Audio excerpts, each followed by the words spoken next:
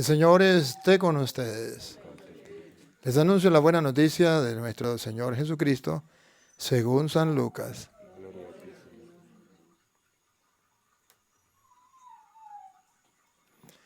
En aquel tiempo vio Jesús a un publicano llamado Leví, sentado en su despacho de recaudador de impuestos, y le dijo: sígueme.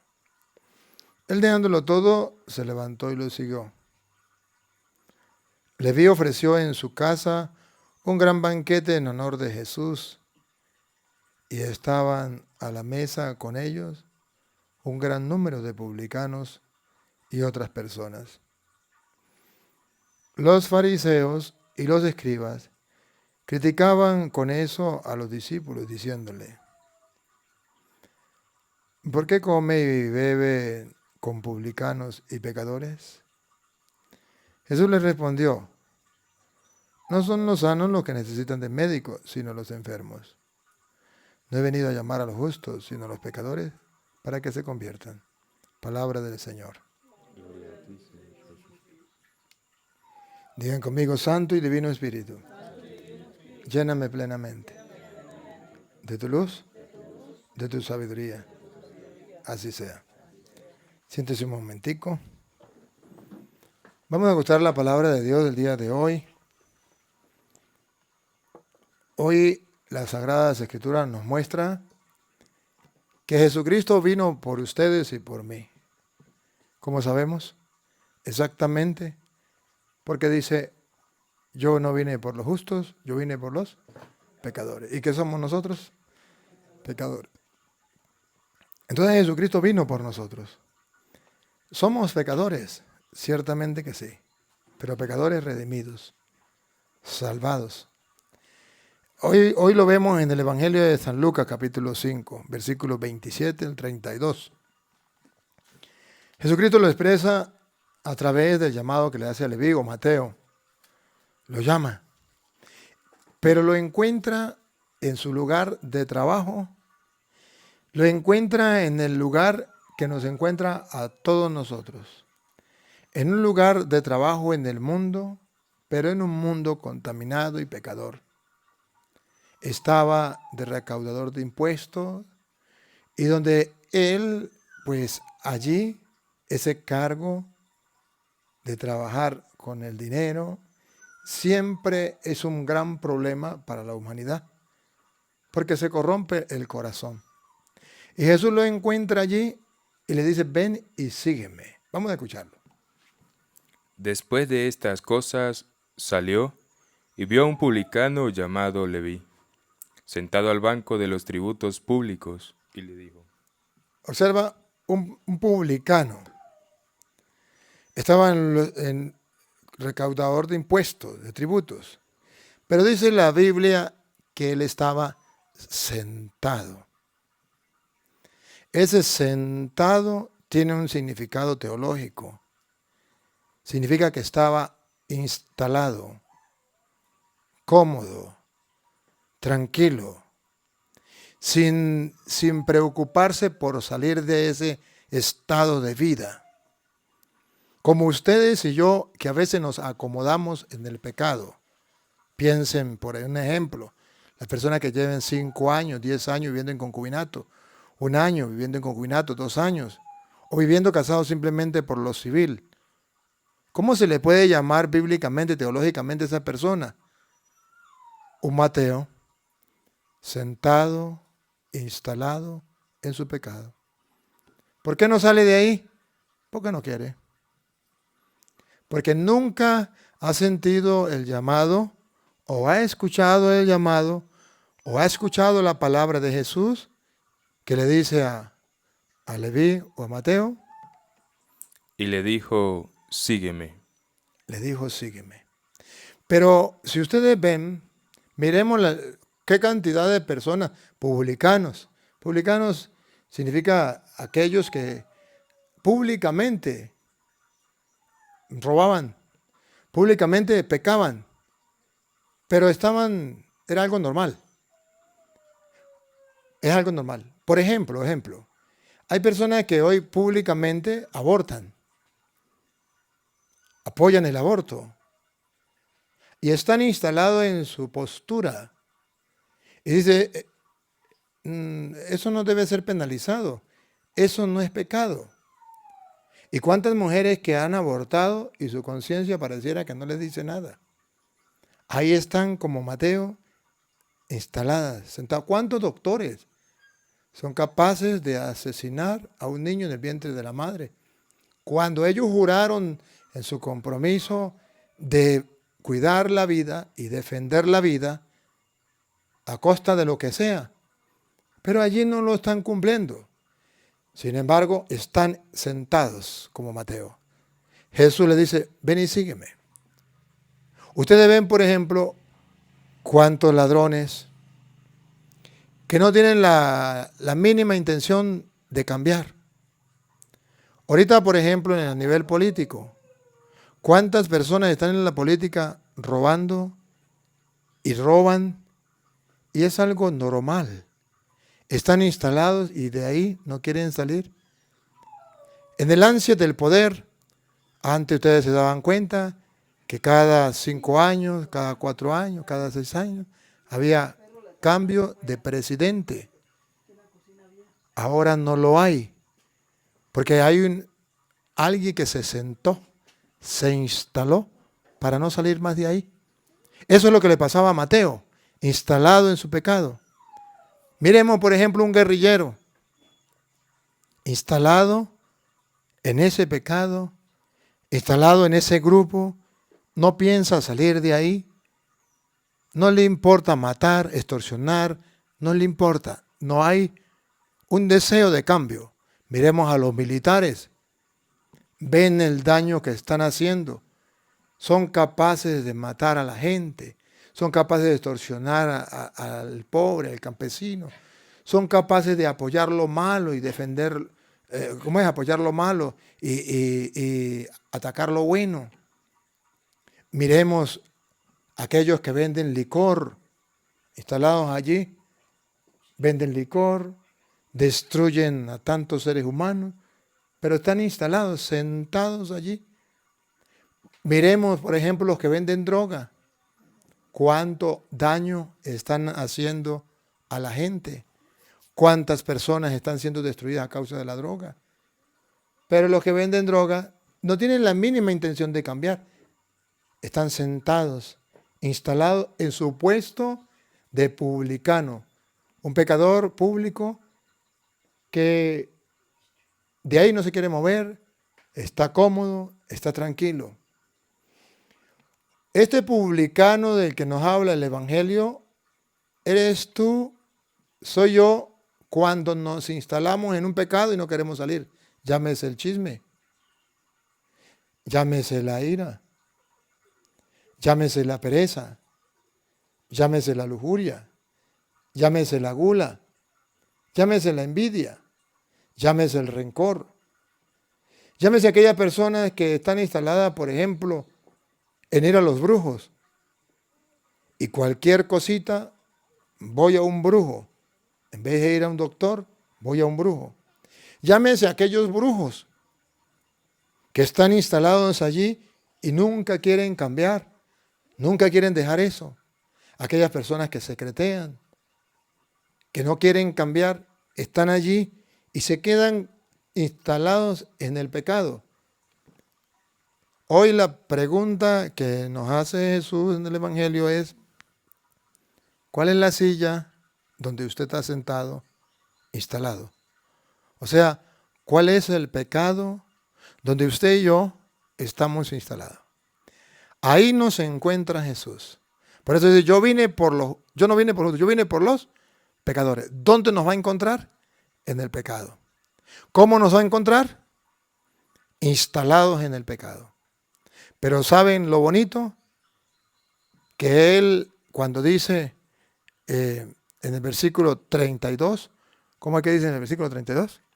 No he venido a llamar a justos, sino a pecadores al arrepentimiento. Él dice que vino a llamar a los pecadores que están instalados, sentados en su silla. Pero Él los viene a levantar, a llamar al arrepentimiento. Por eso le dice a Mateo, cuando ve a Mateo, le dice, ven y sígueme. ¿Cómo es? Y le dijo, sígueme. Sígueme. O sea, ¿qué significa sígueme? Llamado al arrepentimiento. Sígueme significa levántate de tu silla, donde estás instalado, donde estás gustoso, donde no has pensado siquiera cambiar. Pero yo te llamo, ven, sígueme. O sea, deja ese pecado con su instalación, con la costumbre que tenía. Pierda esa costumbre, sígueme. He venido a llamar no a los justos, sino a los pecadores, y los he venido a llamar al arrepentimiento, a dejar ese pecado y seguirle. Seguirle significa levántate y comienza a caminar hacia otra dirección, no se quede ahí instalado. Hoy ustedes y yo escuchamos este evangelio, pero no solamente debemos escucharlo, debemos meditar y decir, tiempo de Cuaresma, ¿qué pecado es el que me domina? ¿La pereza? ¿La pereza espiritual? ¿No hago oración? ¿No leo la Biblia? Me tengo que levantar de ese pecado. Hoy Jesús le dice, ven, sígueme, levántate. ¿Cuál es el pecado? ¿La grosería? ¿La soberbia? ¿El orgullo? ¿Cuál es el pecado? Y vamos a levantarnos de ese pecado. Porque Él no vino por los justos, vino por los pecadores, nos encuentra bien instalado en ese pecado, pero nos llama a la conversión. ¿Cómo lo dice? Léalo de esta traducción del Pan Diario, la primera lectura, Isaías 58:9. ¿Por qué me gusta esta lectura? Porque está más a lo criollo. En lo criollo, ¿qué sería el levantarse de la silla? ¿Qué sería el cambio? ¿Qué sería la conversión? ¿Cómo lo presenta Isaías? Escuchemos. Esto dice el Señor, cuando renuncies a oprimir a los demás. Cuando renuncie, o sea, cuando deje de hacer eso, cuando deje de estar instalado en ese pecado. ¿Cuál era el pecado que denuncia Isaías otra vez? Esto dice el Señor, cuando renuncies a oprimir a los demás. Aquí nombra un pecado, oprimir a los demás. Estamos acostumbrados a oprimir a los demás. Hay que renunciar a eso. Eso significa, ven y sígueme. Eso es lo que llama Jesús. He venido a llamar a los pecadores a la conversión. Hoy día es muy práctico ese pecado, muy de todos, muy común. Pareciera muy normal. Pareciera muy normal. Es común, no es normal. Es común. Común significa que la mayoría lo tiene. Normal significa que está mandado. Es una norma. No es normal. No es una norma. No es que Dios dice, vaya a oprimir a los demás. Eso no es normal. Es común. Lo hace la gente, pero Dios no lo manda. Y hoy está de moda oprimir a los demás. Si miramos, por ejemplo, aquí en Venezuela, los políticos, los que tienen poder, los que tienen las armas, los que tienen la autoridad, ¿qué hacen? Oprimir. Pero eso se contagia. Los que tienen una autoridad en el colegio, ¿qué hace? Oprimir. Los que tienen una autoridad en la empresa, ¿qué hace? Oprimir. Los que tienen una autoridad en la iglesia, ¿qué hace? Oprimir. A veces incluso los padres de familia, ¿qué hacen con los hijos? Oprimir. ¿Y qué dice el Señor? Debemos tener un cambio. Uno de los pecados muy comunes es la opresión. ¿Otra vez? Esto dice el Señor, cuando renuncies a oprimir a los demás. Cuando renuncies a oprimir a los demás. Tiempo de Cuaresma, tiempo de conversión. No debo oprimir a nadie. Oprimir significa mirar al otro como un cachifo, como un esclavo, como una esclava. Hay hombres que ven a la mujer como esclava, como cachifa. La oprimen, la humillan, la desprecian, la hacen quedar mal, en ridículo. Oprime a los demás. Cuando deje de oprimir, eso significa levántate, sígueme. Eso significa, he venido a llamar a los pecadores a la conversión. Dejemos de oprimir. Todos somos hermanos. Dios nos ha dado este mundo para que todos lo disfrutemos. Yo no tengo por qué oprimir al otro. Si Dios respeta mi libertad, yo tengo que respetar la libertad de los demás. El ejemplo más grande es, vea Nicaragua cómo el presidente se cree dueño de Nicaragua. Vea Venezuela cómo el presidente se cree dueño de Venezuela. Cómo la gente, incluso cuando va a protestar, los oprimen, porque se creen dueños y señores. Si hoy escucharan la palabra de Dios que dice, cuando renuncies a oprimir, ojalá que los que me escuchan, que estén en el gobierno o que estén en algún puesto dentro de la iglesia o fuera de la iglesia, entendieran que no están en un puesto, que no tienen una autoridad para oprimir. Eso no es correcto. Porque no solamente a nivel político, a nivel mundano, a nivel religioso. Dentro de la iglesia hay obispos que oprimen, hay sacerdotes que oprimen, hay miembros de las comunidades que oprimen. Y dice el Señor, otra vez, Esto dice el Señor, cuando renuncies a oprimir a los demás y destierres de ti el gesto amenazador. segundo, el gesto amenazador. Cuando estés señalando al otro, amenazando al otro, condenando al otro, juzgando al otro, eso es un pecado, estar amenazando al otro. No, llevemos a entender al otro, entendámoslo. Es humano, se equivoca, corrijámoslo. Es una obra de caridad, démosle un buen consejo. Eso es obra de caridad. Corregir al que se equivoca, darle un consejo que necesita, enseñar al que no sabe. Hagámoslo, pero no señalemos al otro. ¿Cómo es? Y destierres de ti el gesto amenazador.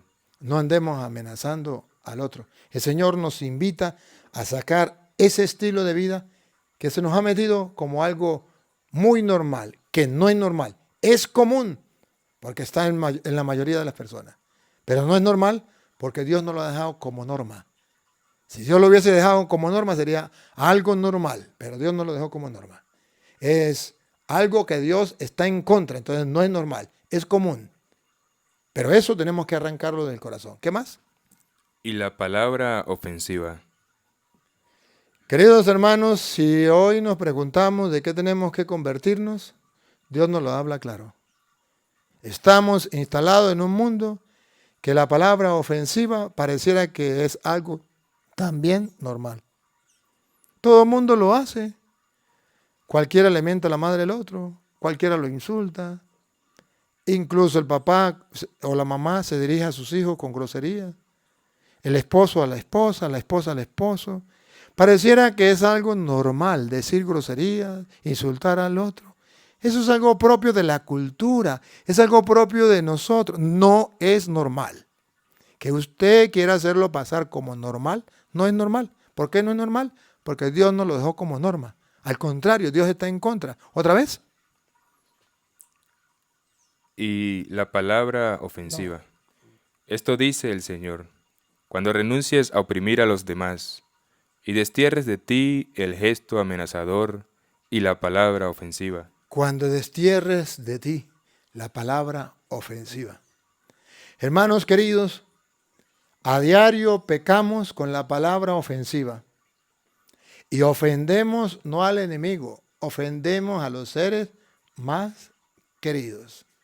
Siempre con la palabra ofensiva, el 99% de las personas ofendidas son los más cercanos, los que conviven con nosotros, los que nos acompañan, los seres queridos. Y dice la Biblia, no, eso no es correcto. Tenemos que desterrar de nosotros la palabra ofensiva. ¿Por qué herir con palabras? ¿Por qué ofender? Ciertamente hay momentos en que no cuadramos con otra persona, pensamos distinto. Eso pues es algo que se da en todas partes. ¿Pero qué tengo que hacer yo? ¿Ofenderle con palabras? No. Debo tener la capacidad de controlarme, dominio de mí mismo y poder decirle, no me gusta esto, esto está mal, pero no usar la palabra ofensiva. Pero a nosotros desde niños nos enseñaron a decirle grosería a otra persona, defendernos con insultos. Al niño se le dice, no se deje, dígale tal cosa. Y el niño aprendiendo a hablar ya comienza a decir palabras ofensivas a los demás. En la escuela, en el liceo, ¿cómo se tratan en las universidades los estudiantes de cualquier nivel? Con palabras ofensivas. Si vemos por televisión, con palabras ofensivas. Y el Señor nos dice, no, así no es. Tenemos que nosotros cuidar las palabras para no ser ofensivos con los demás. Palabras groseras, insultos a los demás. No. Que hay que decirle la verdad a las personas, eso no es ofensivo. Eso es la verdad, por la verdad murió Cristo, y hay que decirle al pan, pan, y al vino, vino. Ofensiva es cuando la persona insulta con palabras groseras a los demás, para herir los sentimientos. Ofensiva no es cuando se expresa una verdad a lo claro, para que las personas vean cuál es la verdad. No. Ofensivo es cuando usted insulta. Y dice el Señor, a ver, ¿ustedes quieren saber de qué tienen que convertirse? Dejen de oprimir a los demás. Dejen el gesto amenazador de los demás. Abandonen las palabras ofensivas. ¿Qué más? Cuando compartas tu pan con el hambriento. Ahora ya queremos cambiar. ¿Qué tenemos que cambiar? El egoísmo. El egoísmo que nos impide compartir lo que yo tengo con los demás. Qué difícil es. Fíjense que yo, una de las experiencias que he tenido trabajando con la gente, con esta gente que va saliendo del país, más de 7 millones que han salido del país, muchos de ellos han pasado por La Pedrera, donde nosotros tenemos un refugio que atendemos a la gente. Y a mí me daba grima, dolor, sufrimiento. Comenzamos a trabajar, contratamos mujeres para que atendieran a la gente. Se les pagaba su sueldo. Se les decía, usted le va a dar comida a esta gente. Esta gente viene hambriada. No se comían un plato de comida, ni dos, sino hasta 3 o 4. Usted se come uno solo. Y eso a la vez de la mitad. Ellos se comían 3, 4 llenos. No me le niegue la comida, por favor. Y de repente llegaba yo y me escondía a ver cómo hacían las cosas. Y estas mujeres se les estaba pagando, no era la comida de ellas, no era que ellas tenían que sacar de su bolsillo, nada de eso. Ya estaba ahí la comida, todo, lo único que tenía que darse a la gente. Y me ponía a observar y le daban nomás un platico de comida. ¿Y cuántas personas quedaban con hambre? Tuvimos que votar mucha de esa gente, decirle no, vete, no queremos trabajar con usted. No puede trabajar con nosotros, porque aquí no puede ser egoísta, no te cuesta nada, no es de tu bolsillo, se te está pagando para que hagas ese trabajo. Pero el egoísmo nos lleva a no ponernos en el lugar del otro, a pesar de que yo era el que compraba la comida, a pesar de que se le decía, denle esto para que se le den. Yo decía entre mí, decía, Dios mío, ¿qué tal que les tocara a ellos sacar de su bolsillo y ponerle la comida a la gente?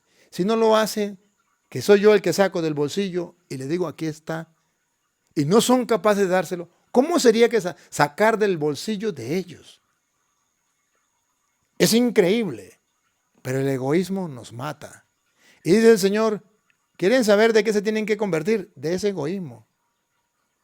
Aprendan a compartir el pan con el hambriento. Aprendan a compartir el pan con el hambriento. Y entonces el Señor ahí dice, ahí sí hay una conversión. Ahí entonces es cuando yo los voy a bendecir. Y todos podemos compartir. No existe una persona tan pobre, tan pobre, tan pobre que no tenga nada que compartir. El Evangelio o la palabra de Dios nos pone dos muy importantes. Uno con el profeta, creo que era el profeta Elías, aquella mujer que solamente tenía un puñito de arroz, un puñito de harina y un poquito de aceite para hacer una arepita, llamémoslo así, una arepita para ella y su hijo y morir.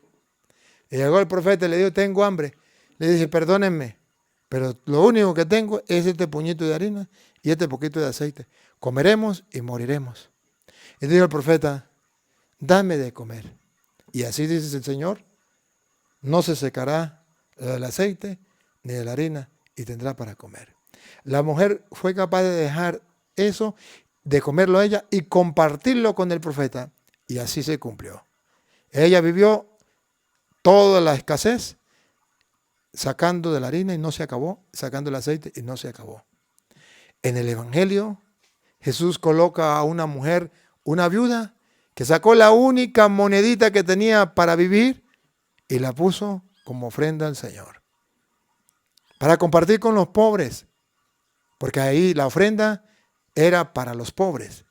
Y comenzó a compartir con el pobre y dice el Señor, esa dio, porque dio lo que tenía. O sea que nos está diciendo, nadie es tan pobre que no pueda compartir.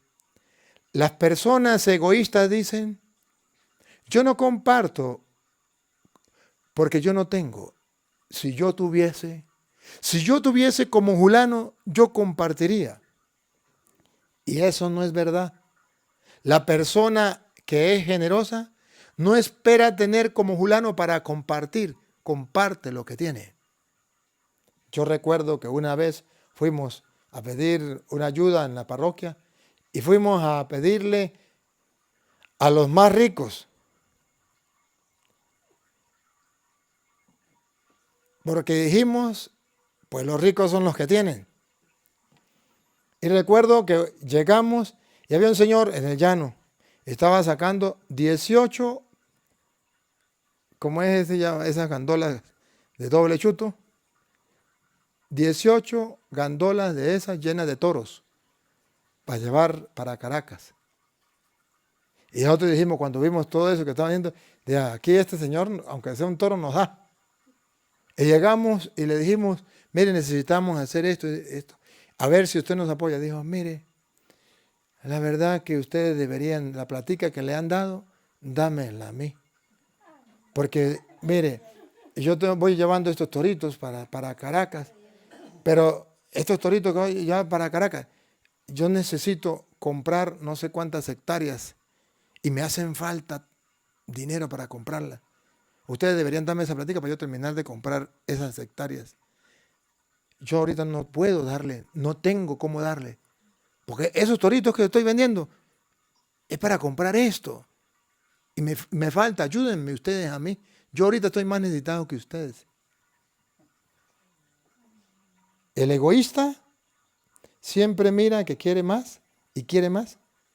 Y como no está lleno, satisfecho, entonces el otro es el que tiene que darle. Pero el que es generoso dice, nunca voy a tener todo lo que yo quiera, pero sí voy a tener lo necesario para vivir. Y yo puedo compartir de lo que tengo con los demás. Esto es lo que dice el Evangelio. Es una conversión. Conversión es creer en el Evangelio. Y Dios me invita a creer en el Evangelio, que lo que tengo me lo ha dado Dios, lo que voy a tener me lo va a dar Dios. Y que Dios me ha dado para que yo comparta con el otro. A mí me da risa. Yo por lo menos he tratado de vivir el Evangelio creyendo en la palabra de Dios. Hago el esfuerzo. La plata que llega a mis manos, esa plata trato de dársela a los pobres, ayudarle en la comida a la gente, a los pobres. Y la gente ve eso mal. Y la gente no lo comprende, no lo asimila. Incluso unos me dicen, usted es un bobo, usted es un tonto. ¿Cómo va a hacer usted eso? Debería agarrar ese dinero y usted comprar cosas para usted. Y le digo, ¿el día que me muera qué? Jesús dice, atesoren tesoros en el cielo, donde nadie se lo puede robar. Y cada dinero que a mí me dan, si me dan un bolívar, si me dan un dólar, ese dinero yo no lo malgasto. Ese dinero miro las necesidades de la gente y lo voy distribuyendo. Y Dios cada día me da más y más y más. Él cumple su palabra, darle el 100 por 1. La gente no lo sabe que Dios cumple su palabra. La gente no lo cree. Y porque no lo cree, se pierde de las bendiciones de Dios. Y yo quisiera que le hiciéramos caso al Evangelio. Cuando ustedes dejen de oprimir, cuando dejen de insultar, cuando sean capaces de compartir su pan con el hambriento. Cuando compartas tu pan con el hambriento y sacies la necesidad del humillado, Y sacie la necesidad del humillado, porque hoy día humillan a cualquier persona, y esto es cuando una persona egoísta, soberbia, humilla al otro, se siente grande. Lo humillé, lo desprecié, lo pisoteé. Eso es diabólico, eso es pecado. Pero eso se hace. Y dice, de eso tenemos que convertirnos. brillará tu luz en las tinieblas. ¿Cuándo brillará tu luz en las tinieblas? Cuando sea capaz de apartarnos de las humillaciones, desprecios hacia las demás personas, y cuando seamos capaces de compartir incluso el pan. No humillar a las personas con gestos, con acciones, ni con palabras. Ese es el resumen del Evangelio de hoy, de la palabra de Dios. Que ustedes y yo, si queremos brillar como el sol a mediodía, tenemos que apartarnos del humillar al otro y tenemos que amar al otro con hechos. Y tu oscuridad será como el mediodía. Entonces vamos a resplandecer como el sol a mediodía. El Señor te dará reposo permanente. El Señor te dará ese reposo permanente, la paz de tu corazón. En el desierto saciará tu hambre y dará vigor a tu cuerpo. Cuando venga la escasez, cuando venga la miseria, el Señor te dará la comida. En Venezuela lo hemos visto. Yo soy testigo de eso. La miseria, el hambre que ha invadido Venezuela, la escasez por donde hemos pasado en Venezuela. Dios, si quiere, vayan a mi pueblo. Vean cómo Dios ha bendecido a mi pueblo. ¿Cómo? Precisamente por la generosidad que hemos tenido enseñando al pueblo a compartir. Y Dios nos ha bendecido en medio del hambre, en medio de la miseria. Serás como un huerto bien regado, como un manantial cuyas aguas no se agotan. Créanlo. Seremos como un manantial cuya agua no se agota. Creámoslo. Vivámoslo. Pongámoslo en práctica. Esto que yo les digo, no solamente se lo digo, hago el esfuerzo de practicarlo. Soy humano, no soy perfecto. Pero una cosa sí quiero. Hacerlo cada día mejor. Hago el empeño. Trato de hacerlo. Me esfuerzo por hacerlo. He visto cómo Dios cumple su palabra y les invito a ustedes a que lo hagan también. Vale la pena. Yo sé que muchas personas han comenzado, desde que han seguido los videos a través de las redes sociales, a compartir. Les felicito. Miles de personas en diversos países ponen su granito de arena para las obras que estamos realizando en Venezuela. Dios les recompense, Dios les pagará. Oye, pero ¿cuántas personas que escuchan las enseñanzas le entra por aquí y le sale por aquí? Y si no quieren compartir con los pobres en Venezuela, compartan con los pobres de su país, de su comunidad, de su familia, pero compartan con los pobres, pues Jesús dice, los pobres siempre estarán con ustedes. ¿Dónde iremos que no hayan pobres?